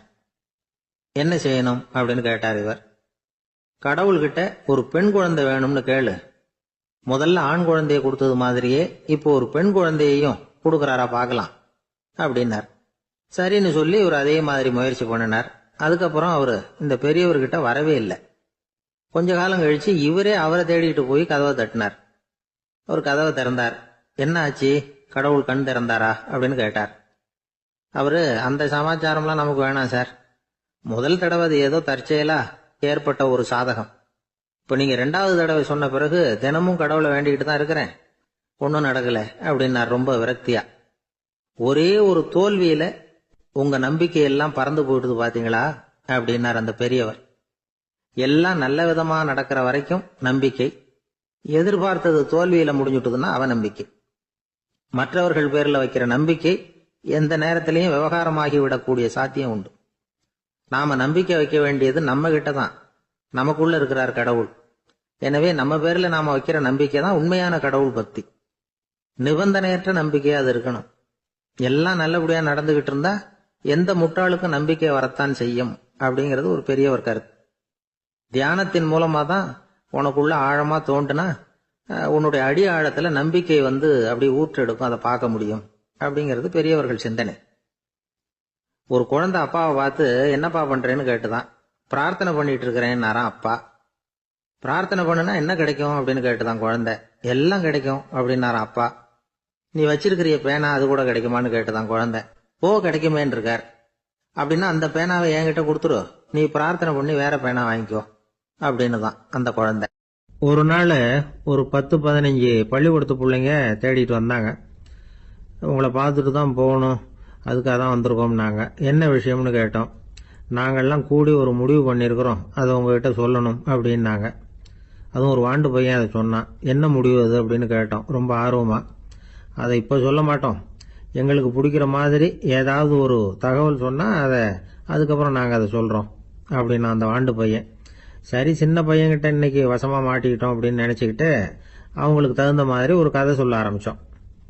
அது என்ன கதைன்னா, ஒரு பெரிய காடு, அதில் பலவிதமான மிருகங்கள். அந்த காட்டுக்கு ஒரு சிங்கம் தான் ராஜா. எப்பவும் காட்டுக்கு அது தானே ராஜா. ஒரு பெரிய யானைக்கு இது பொறுக்கலை. என்ன இது, எப்போ பார்த்தாலும் இங்கே சிங்கத்துக்கே ராஜா பதவி கிடைக்குது, நான்லாம் எவ்வளவு பலசாலியாக இருக்கிறேன், அப்படி இருந்தும் எனக்கு அந்த பதவி கிடைக்கலையே அப்படின்னு தனக்குள்ள பொறுமிக்கிட்டே இருந்தது. ராஜா பதவியை நினைச்சு ரொம்ப ஏக்கம், அதுக்கு பதவி மோகம். இந்த சமயம் பார்த்து ஒரு குள்ள நரி கூட்டம் அதை தேடிட்டு வந்தது. ஐயா பெரியவங்களே, நீங்க இந்த காட்டுக்கு ராஜாவா இருக்க ஆசைப்படுறீங்க, அதுல ஒன்றும் தப்பு இல்லை. ஆனா அதுக்கு முன்னாடி நீங்க எங்க கூட்டத்துக்கு கொஞ்ச நாள் தலைவரா இருங்க, அதாவது ராஜாவா இருங்களேன், உங்களுக்கும் ஒரு ட்ரைனிங் கிடைச்சது மாதிரி இருக்கும் அப்படின்னு சொல்லியிருக்குது இந்த கூட்டம், குள்ள நரி கூட்டம். இதை கேட்ட உடனே யானைக்கு ரொம்ப சந்தோஷம் தாங்கல. அதுதான் எப்பன்னு பதவிக்காக காத்துக்கிட்டு இருக்குதே. இருந்தாலும் கொஞ்சம் பிகுவோட, சரி நீங்கள்லாம் இவ்வளவு தூரம் என்ன தேடிட்டு வந்து கேட்கறதுனால மறுக்க முடியல அப்படின்னு ரொம்ப ஏதோ அவளுக்கு சிரமப்பட்டு ஒத்துக்கிறது மாதிரி ஒத்துக்கிட்டது. ஏதோ உங்க ஆசைக்கு கட்டுப்படுறேன், கொஞ்ச நாள் உங்க கூட்டத்துக்கு ராஜாவா இருக்கிறதுக்கு சம்மதிக்கிறேன் அப்படின்னுது. உடனே அந்த யானை ராஜ நட போட ஆரம்பிச்சுட்டுது. யானை சாதாரணமா நடந்தாவே எப்படி இருக்குங்கிறது நமக்கு தெரியும். அதுவே ராஜ நட நடந்தா எப்படி இருக்கும் கற்பனை பண்ணி பாருங்க. யானை முன்னாடி கம்பீரமா போய்கிட்டு இருக்குது, தலைவர் இல்லையா, அதனால குள்ள நரிகள்லாம் ரொம்ப அடக்கமா அது பின்னாடி அணிவகுத்து போயிட்டு இருக்குது. ராஜா வாழ்க, மன்னர் வாழ்க அப்படின்னு கோஷம் வேற. யானைக்கு தலைகால் புரியல, அவ்வளவு சந்தோஷம். அந்த யானைக்கு செருக்கு, ஆணவம் எல்லாம் ஏற்பட்டு போச்சு. அதுக்கப்புறம் அது தரையை பார்க்குமா, நிமிர்ந்து நடக்க ஆரம்பிச்சுட்டுது. தரையை பார்க்கறதே இல்லை. அப்படி போயிட்டு இருக்கிறப்போ ஒரு சதுப்பு நிலத்துல திடீர்னு காலை வச்சுட்டுது. அவ்வளவுதான், கால் உள்ள போயிட்டுது. இன்னொரு காலை எடுத்து வச்சுது, அதுவும் உள்ள போயிட்டுது. அந்த 2 காலையும் எடுக்கிறதுக்காக அடுத்த 2 காலையும் அழுத்திச்சு, அதுவும் உள்ள போக ஆரம்பிச்சுட்டுது. இப்ப 4 காலம் வசமா சேத்துல அழுந்தி போச்சு, எடுக்க முடியல. குள்ள நரிகள்லாம் அதை சுத்தி சுத்தி வந்தது. சிலது சுத்தி நின்று டான்ஸ் ஆட ஆரம்பிச்சுட்டுது யானையை பார்த்துட்டு. இதை யானை பார்த்தது. என்ன இது, தலைவர் நான் தவிச்சுக்கிட்டு இருக்கிறேன், தொண்டர்கள்லாம் சுத்தி நின்று வேடிக்கை பார்த்துக்கிட்டு இருக்கிறீங்க, டான்ஸ் ஆடுறீங்க அப்படின்னு கேட்டுதான். தொண்டர்களே, தலைவர் நான் தவிச்சுக்கிட்டு இருக்கிறது உங்களுக்கு தெரியலையா? இப்போ உடனே உங்க தலைவரை காப்பாற்ற வேண்டியது உங்க கடமை இல்லையா அப்படின்னு கத்துச்சான் அந்த யானை. குள்ள நரிகள்ல ஒண்ணு முன்னாடி நின்று அந்த யானையை பார்த்துதான், தலைவரே எங்களுக்கு ரொம்ப நாளா ஒரு ஆசை, அந்த ஆசையை நிறைவேற்றிக்கிறதுக்காகத்தான் உங்களை எங்க தலைவரா ஏத்துக்கிறோம்னு சொன்னோம் அப்படின்னு தான். என்ன ஆசைன்னு கேட்டிருக்கு யானை. யானை கறி சாப்பிட்டு பார்க்கணுங்கிறது எங்களுக்கு ரொம்ப நாள் ஆசை, அது இன்னைக்கு தான் நிறைவேற போகுது அப்படின்னு தான் அந்த நரி. இதை கேட்ட உடனே அந்த யானை அப்படியே மூர்ச்சி ஆயிட்டு தான். நரிகள்லாம் அது மேலே ஏறி குதற ஆரம்பிச்சுட்டு தான். பதவி மேல இருந்த பேராசை அந்த பலசாலியான யானையையே மாட்டி விட்டுட்டு பாத்தீங்களா அப்படின்னு சொல்லி முடிச்சோம் இந்த கதையை அந்த சின்ன பிள்ளைங்க கிட்ட. சரிங்க, இப்ப நாங்க உங்களை தேடி வந்த விஷயம் என்னங்கறத சொல்லவா அப்படின்னா ஒரு வாண்டு பையன். சீக்கிரம் சொல்லு தம்பி, சஸ்பென்ஸ் தாங்கல அப்படின்னும். அவன் மெதுவா எங்களை பார்த்து சொல்றான், எங்களுக்கு கொஞ்ச நாள் நீங்க தலைவரா இருந்தா தேவல அப்படின்னு. ஒரு பெரிய அரசன் இந்த உலகம் பூராவையும் ஆண்டுகிட்டு இருந்தான். ரொம்ப காலம் அப்படி அரசாட்சி பண்ணிட்டு இருந்தான். திடீர்னு அவனுக்கும் சில எதிரிகள் முளைச்சாங்க. அவங்கெல்லாம் ஒன்று சேர்ந்து இவனை தோற்கடிச்சுட்டாங்க. தோத்து போனதும் இவனுக்கு பயம் வந்துட்டுது, எங்கே எதிரிகள் நம்ம கொண்டுடுவாங்களோ அப்படின்னு. வெளியில வந்தா தனக்கு ஆபத்துன்னு பயந்துகிட்டு யாருக்கும் தெரியாம ஒரு குகைக்குள்ள போய் பதுங்கி கிடக்குறான். நிலைமைய பாருங்க. முதல் நாள் அரண்மனையில அதிகாரம் பண்ணிக்கிட்டு இருந்தவன் மறுநாள் குகையில பயந்து போய் பதுங்கி கிடக்குறான். ராத்திரி நேரம் வந்தது, பசி வயத்த கிள்ளுது, பிச்சை எடுத்து சாப்பிட வேண்டிய நிலைமை. பிச்சை எடுக்கிறதுக்கு பாத்திரம் வேணுமே, என்ன பண்றது அப்படின்னு அங்கேயும் இங்கேயும் பாக்குறான். ஒரு மூலையில யாரோ விட்டுட்டு போன ஒரு ஓடு கிடக்குது, அதை எடுத்துக்கிட்டு புறப்பட்டான். இருட்டுல வழி புரியல, ஏதோ ஒரு யூகத்துல காலை மெதுவா எடுத்து வச்சு நடந்து போயிட்டு இருக்கிறான். வழியில ஒரு கருப்பு நாய் படுத்து கிடந்தது. இருட்டுல அவன் இது கண்ணுக்கு சரியா தெரியல, அவனுக்கு தவறி போய் காலை வச்சுட்டான் அது மேல. நாய் சும்மா இருக்குமா, வள்ளுன்னு உழுந்து கடிச்சு விட்டுது.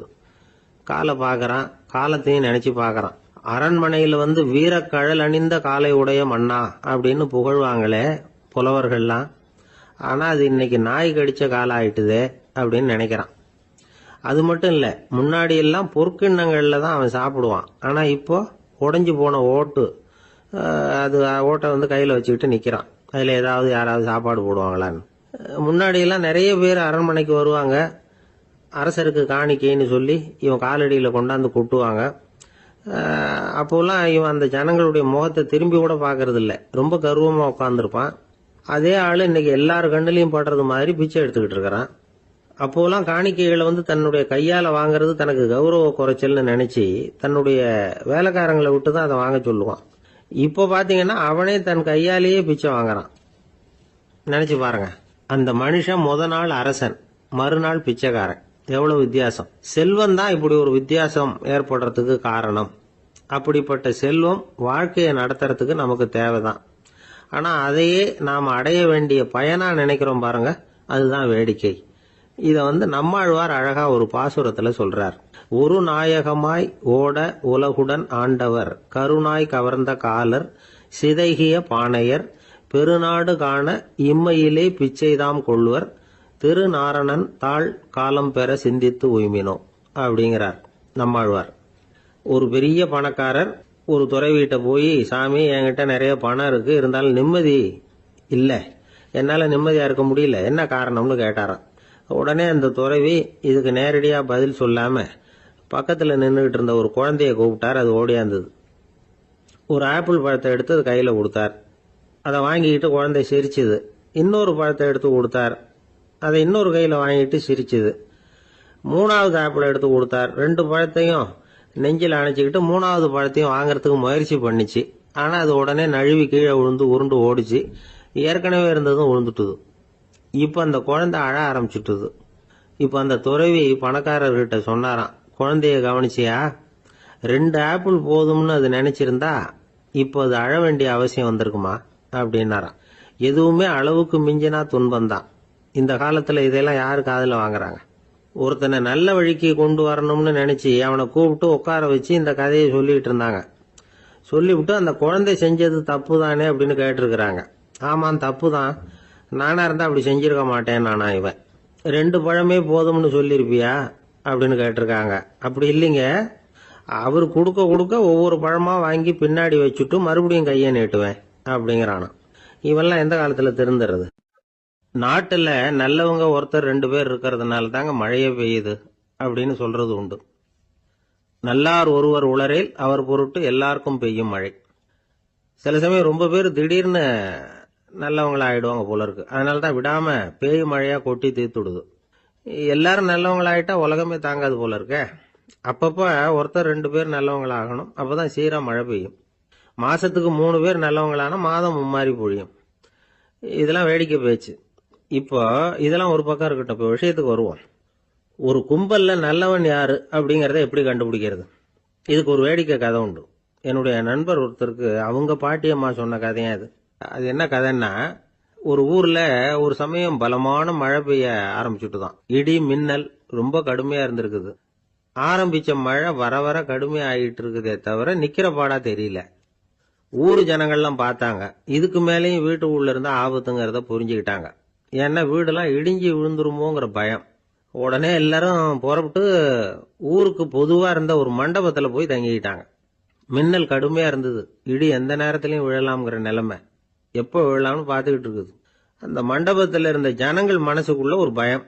நம்ம கூட்டத்துல யாராவது ஒரு கெட்டவன் பாவம் பண்ணவன் இருந்தா கூட இடி வந்து இந்த மண்டபத்துல விழுந்துரும், அது எல்லாருக்கும் ஆபத்து அப்படின்னு நினைச்சாங்க. சரி, இதுக்கு என்ன பண்ணலாம் அப்படின்னு யோசனை பண்ணாங்க. அந்த கூட்டத்துல ஒரு பெரியவர் இருந்தார். அவரு ஒரு யோசனை சொன்னார். இதோ பாருங்க, அதுக்கு ஒரு வழி இருக்கு. அதோ எதிர்த்தாப்புல கொஞ்சம் தூரத்துல ஒரு உயரமா மரம் ஒண்ணு இருக்கு பாருங்க. பொதுவா இடி வந்து சுலபமா விழறது அது மாதிரி உயரமான மரத்துல தான். நம்ம கூட்டத்துல இருக்கிறவங்க எல்லாரும் ஒவ்வொருத்தரா போய் அந்த மரத்தை தொட்டு விட்டு திரும்பி வந்துடணும்.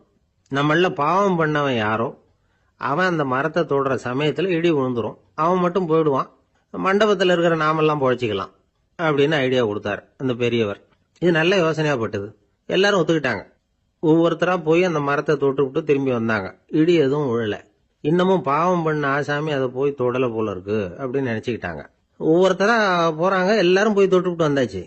இன்னும் ஒரே ஒரு ஆசாமி தான் பாக்கி. கடைசியா இருந்த அந்த ஆள் பயந்துட்டான். இது வரைக்கும் இடி விழலைன்னா இப்ப என்ன அர்த்தம்? இப்ப நாம தான் பாக்கி, நாம தான் தப்பு பண்ண ஆள் போல இருக்கு அப்படின்னு நினைச்சுட்டான். அதனால துணிச்சலா போய் தொடறதுக்கு பயந்தான், தயங்கிக்கிட்டே இருந்தான். இருந்தாலும் மற்றவங்க எல்லாம் சும்மா இருப்பாங்களா? கட்டாயப்படுத்தி கழுத்தை பிடிச்சி தள்ளாத குறையா அவனை தள்ளி விட்டாங்க, போய் தொட்டுட்டு வாடான்னு. அவன் நடுங்கிட்டே போய் அந்த மரத்தை தொட்டான். அதே வினாடி ஒரு பயங்கரமான மின்னல் இடி விழுந்துட்டுது. எங்க விழுந்தது தெரியுமா? அந்த ஆள் மேல இல்ல, மண்டபத்துல விழுந்தது. மண்டபத்துல இருந்தவங்க பூரா காலி. அந்த ஒரு ஆள் மட்டும் புழைச்சிக்கிட்டான். இந்த ஒரு ஆளை காப்பாத்துறதுக்காக தான் இடி மண்டபத்துல விழாம இருந்திருக்குது. இதுதான் கதை. அதனால நல்லவங்க எப்படியும் தப்பிச்சுக்குவாங்க அப்படிங்கிறது ஒரு நீதி. ஒருத்தன் அப்படிதான் தெருவில் நடந்து போய்கிட்டு இருந்தான், ரொம்ப நல்லவன். எதிரில் ஒருத்தன் சைக்கிள்ல வந்துகிட்டு இருந்தான். அதுல மோதி இவன் கீழே விழுந்துட்டான். சைக்கிள்காரன் உடனே இறங்கி இவனை தூக்கி விட்டான். இவன் எழுந்திரிச்சு அவனை முறைச்சி பார்த்தான். அப்படி பார்க்காதீங்க சார், நீங்க ரொம்ப புண்ணியம் பண்ணிருக்கீங்க, அதுதான் இப்போ சைக்கிள்ல மோதிக்கிட்டீங்க அப்படின்றான். என்ன அப்படி சொல்றேன் நானா? இவன் 10 நிமிஷத்துக்கு முன்னாடி நான் லாரி ஓட்டிட்டு வந்தேன், அப்போ நீங்க எதிரில் வந்திருந்தீங்கன்னா என்ன ஆயிருக்கும் அப்படின்னானா அவன். ஒரு ஊர்ல ஒரு கோயில் இருந்தது, ரொம்ப பழைய கோயில். உள்ள போறதுக்கே பயமா இருக்கும், எந்த நேரத்துல இடிஞ்சு விழுந்துருமோ அப்படிங்கிற பயம். அப்படி இருந்ததுனால யாரும் துணிஞ்சு சாமி கும்பிடுறதுக்கு அங்க போறதில்ல. கோயிலுக்கு வர்ற கூட்டம் கொஞ்சம் கொஞ்சமா குறைய ஆரம்பிச்சுட்டுது. கோயில் நிர்வாகிகள் எல்லாரும் கூடி உட்காந்து பேசினாங்க. என்ன பண்ணலாம்னு யோசனை பண்ணாங்க. எந்த இடம் மோசமா இருக்கோ அந்த இடத்த பழுது பார்த்தாங்க. அங்க எங்க வர்ணத்தை பூசி கொஞ்சம் அழகுபடுத்தி பார்த்தாங்க. ஏதோ இந்த ஊர்ல கோயில்னு ஒண்ணு இருக்கு, அது மக்களுக்கு தெரியணும் அப்படிங்கிறதுக்காகத்தான் இப்படிலாம் பண்ணாங்க. இருந்தாலும் கோவில் இருக்கிற நிலைமை மக்களுக்கு தெரியும், அதனால அங்க வர்றது குறைச்சிக்கிட்டாங்க அவங்க. ஒரு கட்டத்துல யாருமே வர்றதில்ல, நிலைமை அந்த அளவுக்கு ஆயிட்டுது. மறுபடியும் கோவில் நிர்வாகிகள் கூட்டம் நடந்தது. இந்த கூட்டம் கூட கோயிலுக்கு உள்ள நடக்கல, இடிஞ்சு விழுந்துருமோங்கிற பயம். அதனால வெளியில தான் உட்காந்து கூட்டத்தை நடத்தினாங்க. ஏன்னா உள்ள போறதுக்கு அவங்களுக்கும் துணிச்சல் கிடையாது, எந்த நேரமும் விழுந்துரும் போல இருந்தது அது. அது வழியா போறவங்க கூட வேகமா அந்த இடத்த கடந்து போக ஆரம்பிச்சிட்டாங்க. கோவில் நிர்வாகிகள் வெளியில உட்காந்து கூட்டம் போட்டாங்க இல்லையா, அந்த கூட்டத்துல 4 தீர்மானங்களை நிறைவேற்றினாங்க. அது என்ன 4 தீர்மானம்னா, முதல் தீர்மானம், இந்த கோவிலை இடிப்பது அப்படிங்கிற முடிவை இந்த கமிட்டி மிகவும் வருத்தத்துடன் ஏற்றுக்கொள்ளுகிறது அப்படின்னு நிறைவேற்றினாங்க. இதுக்கு பதிலா இன்னொரு கோவிலை உடனடியாக கட்டி முடிச்சுடணுங்கிறது 2வது தீர்மானம். 3வது தீர்மானம் என்ன தெரியுமா? பழைய கோவிலின் கதவுகள், அதிலிருந்து பிரிச்சு எடுக்கிற செங்கல், இதையே புது கோவில் கட்டுவதற்கு பயன்படுத்தி கொள்ள வேண்டியது. பழைய கோவில் இருந்த மாதிரியே அதே வடிவத்துல புது கோவிலையும் கட்ட வேண்டியது. பழைய கோவிலின் அஸ்திவாரத்தை அப்படியே வச்சுக்கிட்டு அதுக்கு மேல நாம கோயிலை கட்டிக்க வேண்டியது. இதுதான் 3வது தீர்மானம். இதையும் கமிட்டி முழு மனசோட ஏத்துக்கிட்டது. இது வரைக்கும் சரி. இப்ப அந்த கமிட்டி 4வதா ஒரு முக்கியமான தீர்மானத்தை கொண்டுகிட்டு அதையும் ஏகமனதா நிறைவேற்றி விட்டது. அது என்ன தீர்மானம்னா, புதிய கோவில் கட்டி முடிக்கிற வரைக்கும் பழைய கோவிலை இடிக்கிறதில்லை அப்படிங்கிற தீர்மானம். எப்படி இருக்குது பாருங்க இது. பழசை இடிக்காத வரையில அதே இடத்துல புதுசா எப்படி கட்ட முடியும்? பல விஷயங்கள்ல நாம நடந்துகிற முறையும் இப்படிதான் இருக்குதான். வாழ்க்கையில முன்னேறணும்னு ஆசைப்படுவோம், அதே நேரத்துல அந்த முன்னேற்றத்துக்கு எது தடையா இருக்கோ அதை விட்டு விடுறதுக்கும் மனசு வராது. வெளிநாட்டுல ஒரு பெரிய விருந்து நடந்துகிட்டு இருந்துதான். எல்லாரும் மது கோப்பையும் கையுமா அலைஞ்சுகிட்டு இருக்கிறாங்க. ஒருத்தர் மட்டும் கையில எதுவும் இல்லாம ரொம்ப நல்ல பிள்ளையா சாதுவா ஒரு ஓரமா தனியா உட்கார்ந்துருக்கிறார். அவர்கிட்ட நெருங்கி வாங்க மது சாப்பிடலாம் அப்படின்னு கூப்பிட்டாங்களாம். என்ன வற்புறுத்தாதீங்க, நான் என் மனசுக்குள்ள உறுதியா தீர்மானம் பண்ணிவிட்டேன் அப்படின்னாராம். என்ன தீர்மானம் பண்ணிருக்கீங்க அப்படின்னு கேட்டிருக்காங்க. ஏற்கனவே முழு போதையில் இருக்கும் பொழுது மறுபடியும் மது கோப்பையை தொடரதில்லை அப்படின்னு தீர்மானம் பண்ணிருக்கேன் அப்படின்னாராம்.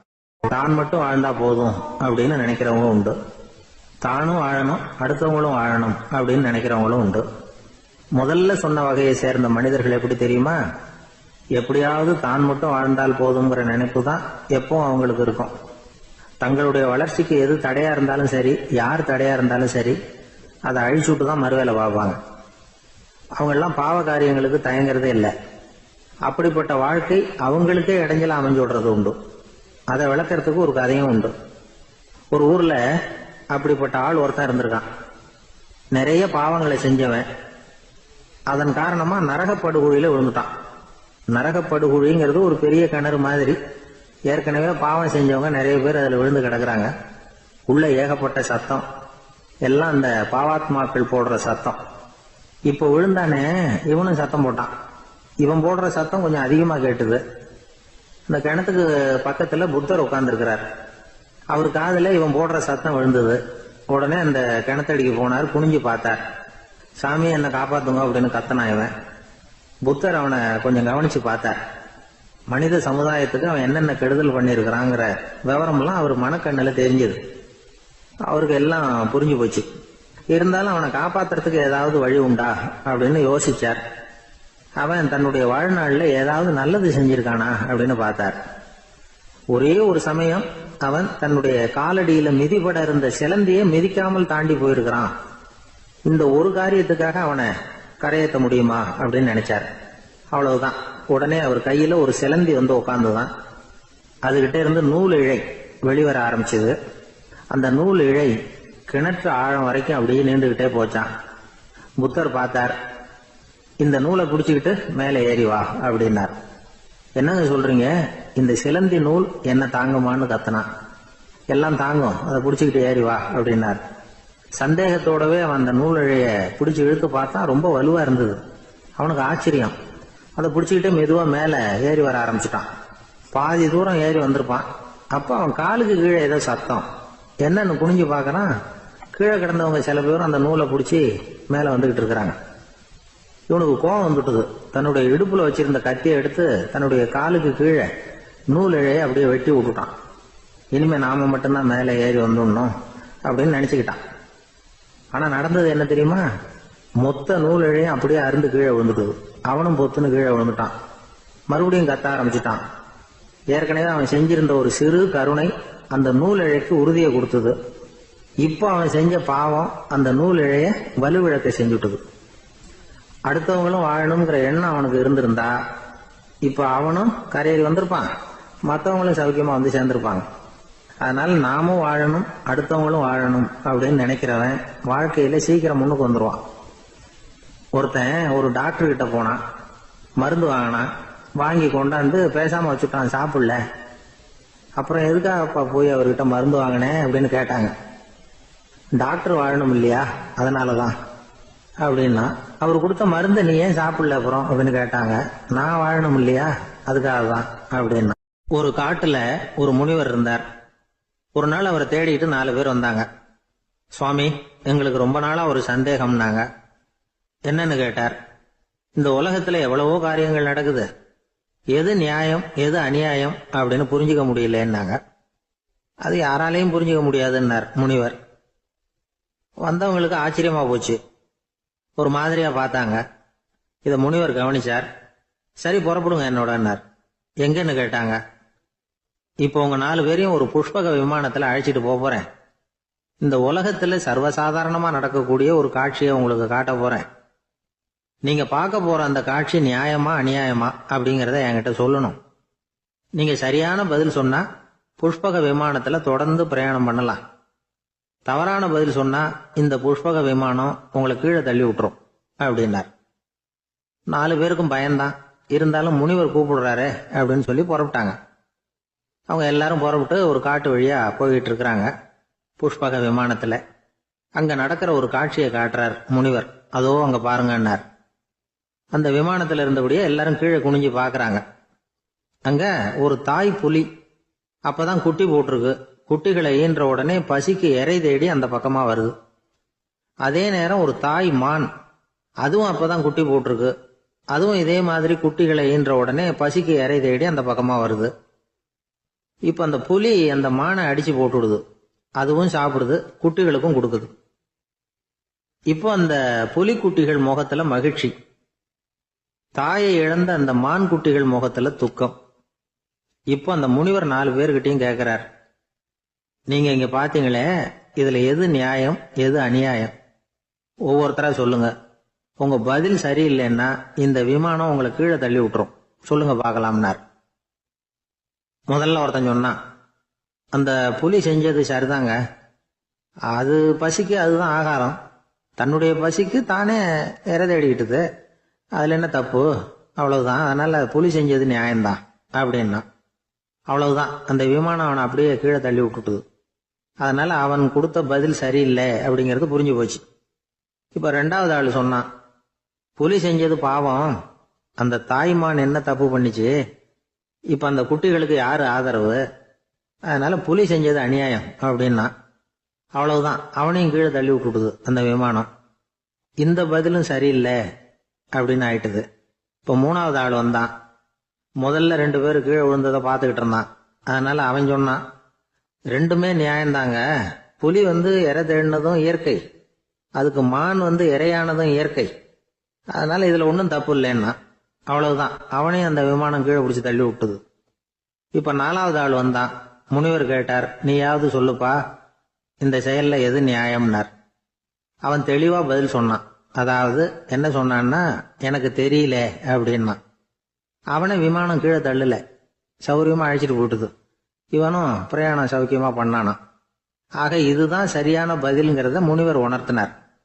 இந்த கதையிலிருந்து நாம புரிஞ்சுக்க வேண்டியது என்னன்னா, இந்த உலகத்துல எவ்வளவோ காரியங்கள் நடக்குது. அதெல்லாம் ஏன் அப்படி நடக்குதுங்கிறதுக்கு எப்பேற்பட்ட பண்டிதராலும் பதில் சொல்ல முடியாது. தெரியாததை தெரியாதுன்னு ஒத்துக்கிட்டா வாழ்க்கை பிரயாணம் சுகமா இருக்கும். அதனால தேவையில்லாத விஷயங்களை புரிஞ்சுக்கிறதுக்கு நேரத்தை செலவு பண்ணிட்டு இருக்க கூடாது. வாழ்க்கையை குழப்பிக்க கூடாது.